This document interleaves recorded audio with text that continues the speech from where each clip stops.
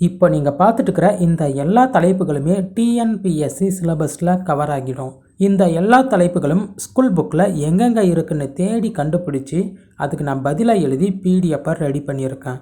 அதுவும் 6ஆம் வகுப்புலேருந்து 10ஆம் வகுப்பு வரைக்கும் உள்ள எல்லா கணக்குகளுமே இதில் வந்துடும்.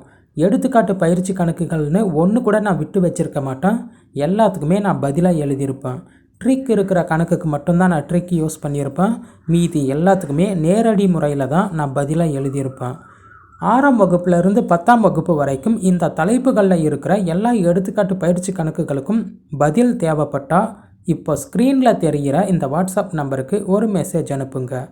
இந்த பிடிஎஃப்போட விலை வந்து 300 ரூபாய்.